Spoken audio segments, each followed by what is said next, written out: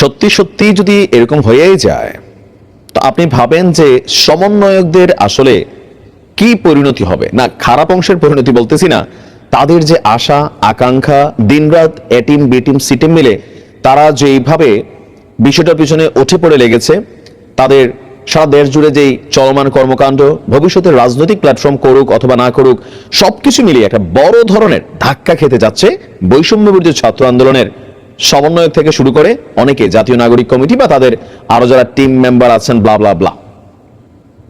দর্শক, নির্বাচন ইস্যুতে আমরা দেখেছি আমাদের ছাত্ররা বলছে যে আওয়ামী লীগের বিচার না করে এই দেশে নির্বাচন হবে না। তারা আওয়ামী লীগের বিচারের আগে সরকারকে নির্বাচনের ইস্যুটা থেকে দূরে থাকার জন্য কিন্তু বারবার আহ্বান করছে। কিন্তু আমরা দেখেছি আমাদের প্রধান উপদেষ্টা বলছিলেন যে 2026-এর মাঝামাঝি অথবা 25-এর শেষে, তো ডক্টর আসিফ নজরুল ইসলাম বলছিলেন আবার 26-এর মাঝামাঝির একটু পরেও হতে পারে। কিন্তু আমাদের স্বাস্থ্য উপদেষ্টা যিনি আছেন তিনি কালকে যে বক্তব্য দিয়েছেন, এখন এই বক্তব্যটা হতে পারে আজকে প্রেস উইং থেকে ঘোষণা আসতে পারে, এটা স্বাস্থ্য উপদেষ্টা নিজস্ব বক্তব্য, এটার সাথে সরকারের কোনো সংশ্লিষ্টতা নেই। তো এরকম আমরা অনেক সময় দেখেছি। স্বাস্থ্য উপদেষ্টা নূরজাহান বেগম, ফরহাদ মাজারের স্ত্রী, তিনি বলছেন যে প্রধান উপদেষ্টা ঘোষিত রোডম্যাপ অনুযায়ী এই ডিসেম্বরে জাতীয় নির্বাচনের আশা করা হচ্ছে। এখন হঠাৎ করে কেন 6 মাস 8 মাস লাভ দিয়ে সামনে চলে আসলো, অথবা ডক্টর ইউনূসের কথাটা কেন ফোকাস করেছে? কারণ বিএনপি বলছে আগামী 6 মাসের মধ্যে নির্বাচন দিতে হবে, আর যদি না দেয় এ নিয়ে তারা মাঠে নামবে। বিরাজনীতিকরণ 111-এর মতন যদি এরকম কোন রকম পরিকল্পনা থাকে, সেটাকে নস্যাৎ করে দেবে দেশের জনগণ। তো এই যখন সিচুয়েশন, একটা হাড্ডাহাড্ডি ইস্যু সামনে আসতে যাচ্ছে, তো সরকার আমরা এই গত 6 মাস যাবত দেখছি যে ইস্যুতে বিএনপি বেঁকে বসে সরকার সেটাকে সাপোর্ট করে, বৈষম্য বিরোধীদের না।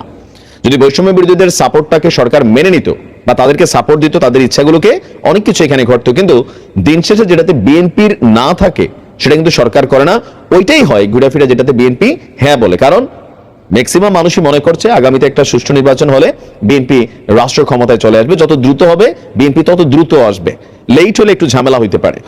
তো আমাদের নূরজাহান আপা বলছেন যে ডিসেম্বরের মধ্যেই সব সংস্কার বর্তমান সরকারের পক্ষে সম্ভব নয়, তবে জনগণ অধিক সংস্কার চাইলে নির্বাচনের সময় আরো বিলম্বিত হতে পারে। এখন হু ইজ জনগণ?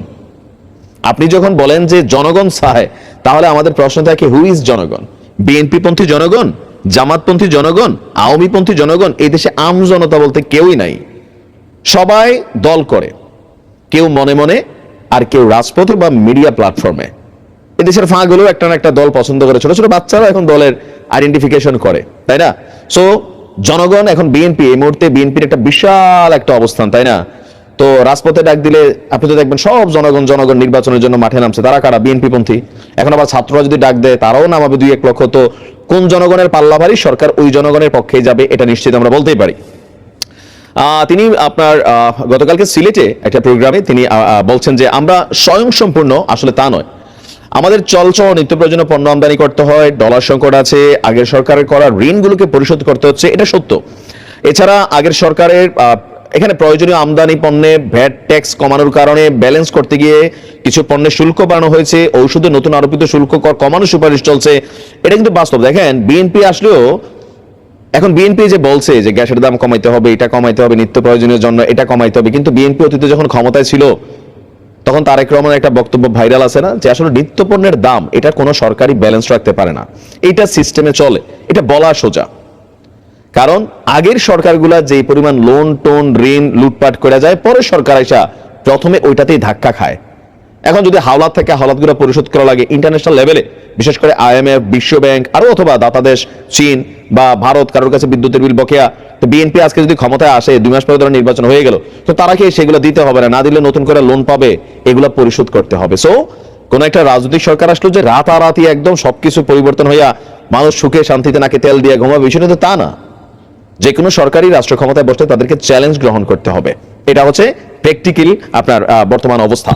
তো আমাদের স্বাস্থ্য উপদেষ্টার বক্তব্যে, তো এখন আমাদের উপদেষ্টাদের বিভিন্ন বক্তব্যকে যদি আমরা ফোকাস করি, তাহলে সমন্বয়কদের জন্য একের পর এক দুঃসংবাদ আসতেছে। দুঃসংবাদ 2 কারণে। প্রথমত, তাদের ইচ্ছাগুলো প্রাধান্য পাবে না। দ্বিতীয়ত, বিএনপির লেজে যেভাবে সমন্বয়করা প্রতিদিন ঘুরিয়ে পেঁচিয়ে মানে কান চুলকাচ্ছে, ছাত্রদল নেতাদের বক্তব্য শুনছেন তো, দেখছেন তো, তাই না?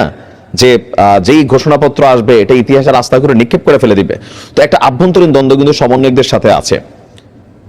বিএনপি ক্ষমতায় আসলে এই সমন্বয়করা অনেকটা কোণঠাসা হয়ে পড়বেন। এটা 100% বাস্তব, কারণ তারা সম্পর্কটা নষ্ট করে ফেলছে।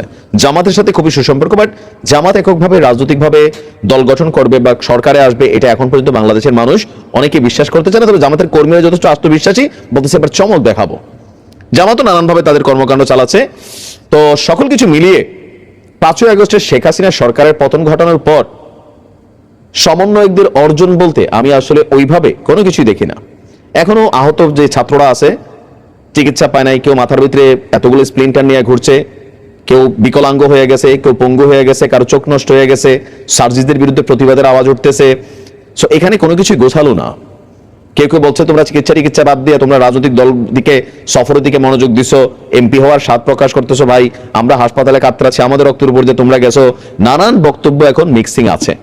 সো এমনি নিজেদের শক্তির অনেকটা ক্ষয় করে ফেলছে। আর বিএনপির সাথে এই বক্তব্য, কিছু কিছু বক্তব্য বিএনপিকে টার্গেট করে এগুলাতে হিতে বিপরীত হচ্ছে। তো সবকিছু মিলিয়ে 5ই আগস্টের পর এই সমন্বয়কদের বড় কোনো অর্জন আর আসলে হয়নি, বরঞ্চ তাদের সিদ্ধান্তগুলো থেকে, মানে যে ডাকটা দিয়ে মাঠে নামে এরপরে কিন্তু আস্তে করে সরে যায়, দেন মানুষের কাছে হালকা হয়ে যায়। এটা কিন্তু প্র্যাকটিক্যাল অবস্থান। দেখা যাক কি হয়। ভালো থাকো।